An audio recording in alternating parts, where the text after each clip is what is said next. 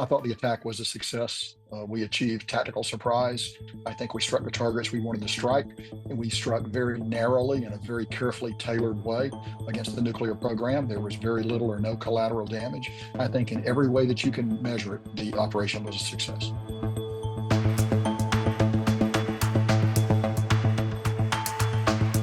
So I think we see what the Iranians choose to do next. The ball's in their court, so to speak. They've got to decide if they're going to hit back. The problem is if they do hit back and they kill Americans, I think we're going to hurt them pretty badly in our response, and they have to know that.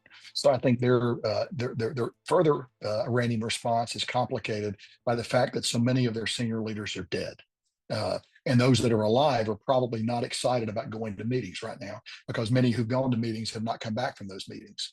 So I think that's a factor for them. The Supreme Leader probably has trouble communicating his intentions and meeting with his team, just a fact of life.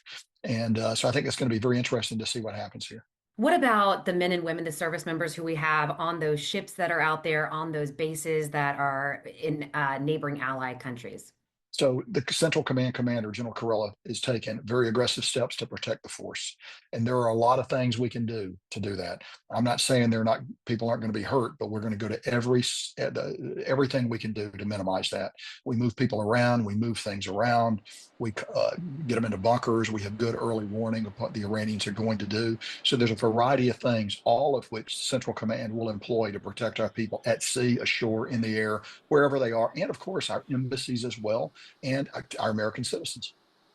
Right now, there's a shelter in place in Qatar, where the country has said, we're on alert. This is out of an abundance of caution, but that is an important airbase that we have there. Can you talk about the importance of that when it comes to CENTCOM and any action that may or may not happen?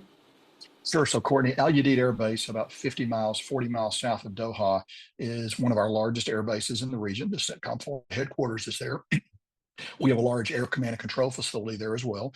We base a lot of aircraft there. So it is a very important base for us. We built it with our Qatari friends over many years. The problem with Al Udeid is it's very close to Iran. And so that means very short warning time should the Iranians decide to attack. Now, we know that, and so we have procedures in place to minimize the effects of that. Again, we're not going to be able to completely obviate those effects, but what we can do is make it harder for the Iranians to achieve a significant success when they attack. And I'm sure CENTCOM is working very hard to do that right now. Look, we're prepared to deal with Iran. We always say Iran owns some of the steps on the low end of the escalation ladder, but we own all the steps at the high end of the escalation ladder. And Iran knows that. The principal goal of Iranian statecraft is regime survival. And they know that if they choose to get into a large fight here with the United States, regime survival will be very much on the table, which is not an outcome they want. Are you concerned at all about Russia and China in this Not capacity? not particularly. I mean, they will provide all support short of actual assistance. They'll be vocal, but with Iran's relationship with Russia, it's a transactional relationship. Russia doesn't have much capability to influence it. Neither is China in this particular case.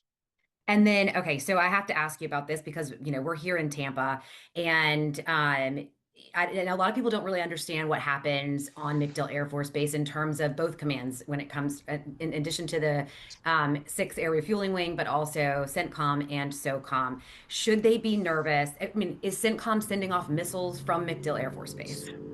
No, nothing happens at CENTCOM that directly affects the theater. I mean, everything, the tankers go into the theater to do their work.